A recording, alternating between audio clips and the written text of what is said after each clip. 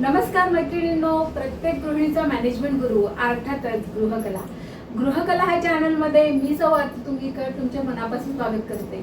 मैत्रिणींनो, मॅट रांगोळीचे क्लासेस चालू आहे आणि ह्यामध्ये आम्ही खूप छान छान रांगोळ्या तयार केलेल्या आहेत आणि प्रत्येक रांगोळी अशी वेगवेगळी दिसेल ह्याचाच प्रयत्न राहिला आहे. तिचे रंगसंगती आहे त्या देखील वेगवेगळ्या वापरल्या आहे आणि ह्या रंगसंगतीचा निवड करताना डार्क कलर जो आहे म्हणजे गडद रंग आणि आपला लाईट रंग म्हणजे त्याचे कॉम्बिनेशन कसे करायचे हे आम्ही आता खूप छान पद्धतीने आता माझ्या सगळ्या ट्रेन झालेल्या आहेत आणि भरपूर रांगोळ्या केलेल्या आहेत. त्याच्यामुळे त्यांना देखील समजले आहे की कुठले कलर्स वापरायचे आणि बरोबर म्हणजे 17 ते 18 रंग असे आम्ही वेगवेगळ्या पद्धतीने वापरून ह्या रांगोळ्या तयार केलेल्या आहेत आणि त्यांची फर्स्ट म्हणजे पहिली मोठी डिझाईन मी त्यांना एक करायला दिली आहे आणि त्या डिझाईन करताना त्यांना कुठल्या अडचणी आल्या ह्या त्या तुमच्याशी शेअर करणार आहे. तर बघूया ह्यांना कशा पद्धतीच्या अडचणी आल्या. तर दीपशिका सांग, तुला काय अडचण आल्या ह्या रांगोळ्या करताना? इसमें कुछ वूल थे ना, उसका क्वालिटी अच्छा, इसमें कुछ वूल था उसका क्वालिटी अच्छा था और कुछ का अलग था, तो वो चिपकाने में ना थोड़ा ऐसे ऊपर नीचे जैसा हुआ, वो उतना समझ देखने में तो कुछ पता नहीं चल रहा है कि इधर क्या हुआ है. ऐसे मैं अगर किसी को नहीं बताऊंगी तो किसी को पता ही नहीं चलने वाला कि किधर का वूल या कौन सा वूल मेरे को रफ लग रहा था, कौन सा अच्छा लग रहा था, वो पता नहीं चलेगा. लेकिन देखने में मुझे ही पता चल रहा है क्योंकि हम लोगों ने इतना बनाया है ना सब, तो उसकी वजह से समझ में आ रहा है कि हमको ये नहीं करना था, ये करना चाहिए था. ये जो येलो वाला वूल है वो उसमें थोड़ा शाइनिंग कम है, लेकिन जो अच्छी क्वालिटी का वूल जो रहेगा ना इसमें उसमें शाइनिंग भी आती है तो और उभर के और अच्छा दिखता है.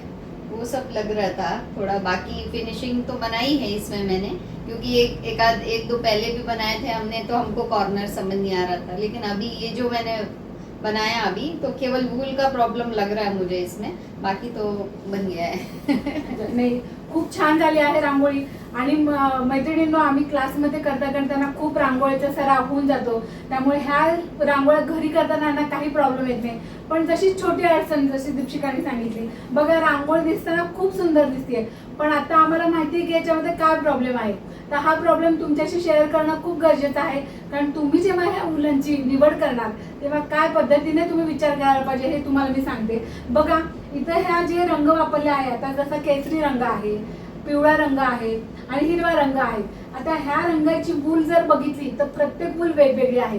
हे तुम्हाला आता व्हिडिओमध्ये दिसत नसेल कदाचित, पण मला इथं जाणवते की ही वेगवेगळी वूल वापरली आहे. आता ही जी केसरी रंगाची वूल आहे अतिशय सॉफ्ट आणि शायनी वूल आहे. आता ही जी येलो आहे ही म्हणजे सॉफ्ट आहे पण थोडीशी जाडसर वूल आहे. त्याने प्रॉब्लेम काय होतो की ही जी रांगोळी जी आहे ही थोडीशी वरखाली दिसते. अर्थात समोरच्याला काहीही करणार नाही एवढी मात्र म्हणजे एवढं मात्र तर आहेच की समोरच्याला नाही काही करणार, पण आता आम्ही करून आम्हाला माहिती आहे की काय प्रॉब्लेम आहे. त्यामुळे जेव्हा वूल आपण वापरू तर एकाच पद्धतीची वूल वापरायची आहे.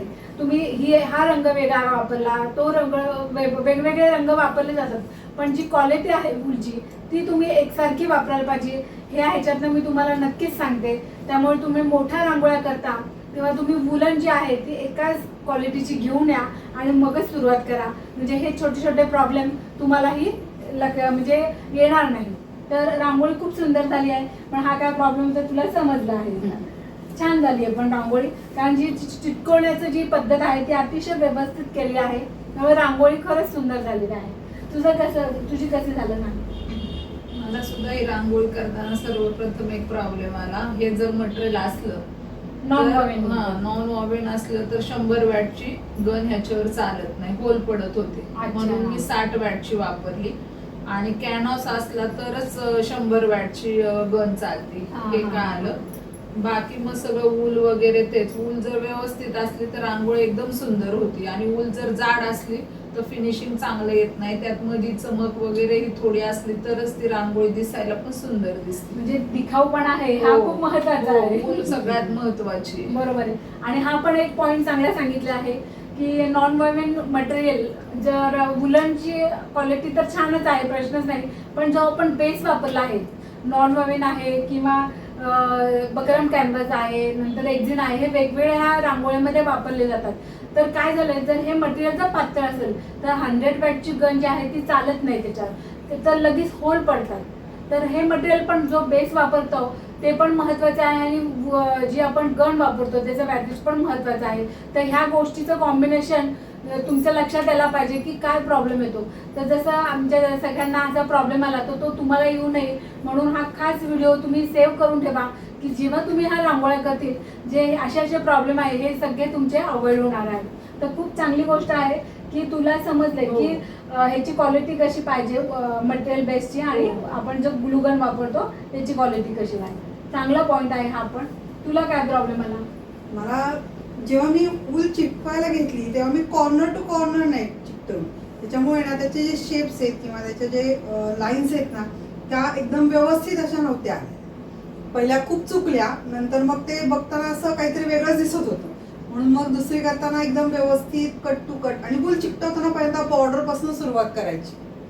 ती बॉर्डर पासून सुरुवात करून मग हळूहळू मध्ये यायचं, तरच ते शेप खूप छान दिसतो आणि रांगोळी पण खूप छान दिसते. कसंही चिकटवलं की ते चांगलं दिसत नाही, त्याचं फिनिशिंग येत नाही. बरोबर आहे. कारण आमच्या सगळ्या आता खूप ट्रेंड झाले आहेत. साध्या रांगोळ्या आता त्यांच्या म्हणजे खूप म्हणजे जमायलाच लागल्यात, काही प्रश्नच नाही. पण मोठ्या रांगोळ्या करताना कुठल्या गोष्टीची काळजी घ्यायला पाहिजे ही खूप महत्त्वाची गोष्ट आहे. कारण आपण छोट्या रांगोळ्या करतो तेव्हा शेप इकडे तिकडे गेला तर एवढं लक्षात येत नाही, पण मोठ्या रांगोळ्या जेव्हा करतो तेव्हा ही गोष्ट खूप महत्त्वाची आहे. कारण हे जे रांगोळी आपण करतो त्यासोबत ह्याला व्यवस्थित स्केलचा वापर केलेला आहे. आपण ह्या रांगोळ्या आम्ही स्वतः ड्रॉ केलेल्या आहेत आणि कशा पद्धतीने स्केल वापरून केलेला आहे हे पण महत्त्वाचं आहे. आता जेव्हा आपण स्केल वापरतो तेव्हा हे जे कलर्स आहेत हे सरळ म्हणजे सरळच यायला पाहिजे सगळे. आता हा पांढरा रंग आहे, हा लाईन मध्येच यायला पाहिजे. ग्रीन रंग हा लाईन मध्येच यायला पाहिजे, तरच ही रांगोळी खूप सुबक दिसते. कशी चिटकवली तर ऍक्च्युली हे इतके सुंदर सुंदर कलर आहे, ह्या रांगोळ्या छानच दिसतात. पण जेव्हा तुम्ही फिनिशिंगच्या पॉईंटला जातात तेव्हा ह्या गोष्टी खूप महत्त्वाच्या ठरतात आणि त्यामुळे तुमची रांगोळी अतिशय सुबक दिसते. पण खरोखरच आता तुझी रांगोळी छानच झाली आहे. छोटी छोटी गोष्ट आहे पण आता आपल्याला परफेक्टच व्हायचं आहे, त्यामुळे हा पण पॉईंट हा महत्त्वाचा आहे. पण खरोखर सुंदर रांगोळी झाली आहे आणि प्रॅक्टिसनी खूप छान छान गोष्टी आपल्याला येत असतात. ह्यांनी खूप मोठ्या मोठ्या आता रांगोळ्याची प्रॅक्टिस झाली आहे, त्यामुळे ह्या रांगोळ्या आता त्यांना छानच जमणार, ह्यात काही वादच नाही. हे बेसिक रांगोळ्या त्यांच्या पहिल्यांदा केलेल्या आहेत तरी देखील खूप छान केलेल्या आहेत ह्या रांगोळ्या, सुंदर झालेल्या आहेत रांगोळ्या. अजून काय काय रांगोळ्या केल्या तुम्ही?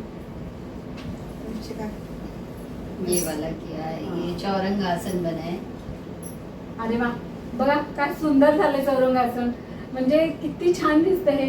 आपण तर चौरंग आसन ठेवतो पण चौरंगासनावर असं चौरंगावर जे आसन टाकलं तर किती सुंदर दिसते बघा. खूप छान छान. आणि ही आयडिया तर तुझी खूपच छान वाटते. म्हणजे स्वतःच्या मनाने आता खूप छान छान गोष्टी यायला लागल्यात बाहेर आता. मस्त छानच झाले बघा, खूप सुंदर झाले चौरंगासन. तुमचं काय, तुमचं चालू आहे अजून? हा, माझं चालू आहे अजून. माझं कडेचं व्हायचंय बॉर्डर. अरे वा, फक्त झालेलं आहे. मस्त आलाय. पण आता शेप तर म्हणजे प्रॉपर दिसतो एकदम. स्वस्तिक पण सुंदर आले, खरोखरच छान. रंगसंगती पण छान आली, मस्त. आता कडेने काय करणार आहे? मी गोंडे करणार होते पण गोंड्यांपेक्षा मला असं खूप छान वाटतंय. आवडलंय. हा. बरं, हे दिसतानाही खूप छान दिसतं. बरोबर आहे, छान आहे. आणि हे तुम्ही जर सेल करणार असेल तर ह्या गोष्टी पण तुम्ही थोडं विचारलं पाहिजे. कॉस्टिंगचा एक विषय असतो, तर कॉस्टिंग मध्ये पण तुम्ही म्हणजे आता हे बक्रम कॅनव्हास वापरला आहे आणि तू आता जे आहे हे रेक्झिन वापरलं. तर कॉस्टिंगचा विषय घेतला तर ह्या छोट्या छोट्या गोष्टी जरी आपल्याला वाटत असतील तरी कॉस्टमध्ये खूप फरक पडतो. कारण हे जे मीटरवर जशा पद्धतीने मिळतं त्याची कॉस्ट वेगळी आहे. जसं हे नॉन कुठलं वापरलं बघून ते. हां, आता हे असे 3 मटेरियल आहेत, दाखवते पण बघा. हे 3 बेस आहे मटेरियल आहे. तर ह्या 3 बेसमध्ये शक्यतो ह्या रांगोळ्या चांगल्या बसतात, त्याच्यामुळे हे 3 आम्ही वापरतो. पण ह्याची तिघांची क्वालिटी वेगवेगळी आहे, त्यामुळे जर आपण कॉस्ट काढायची म्हटली तर प्रत्येक रांगोळीची कॉस्ट वेगळी येते. आणि जसं आपण ह्याच्यावर जे वुलन वापरतो त्याची क्वालिटी आहे, ग्लूस्टिक आहे, त्यामुळे सगळ्यांचा विचार करून ह्या रांगोळीची कॉस्ट ठरवली जाते. तर छान आहे. जर तू अशा पद्धतीने केलं तरी तू तुझे व्यवस्थित कॉस्ट काढू शकते, कसं करायचं काय काय. सुंदर झाली आहे. लवकर लवकर ती पण पूर्ण करा म्हणजे आपण नेक्स्ट व्हिडिओला छान छान वेगवेगळ्या पद्धतीचे चौरंग आसन घेऊन येऊया.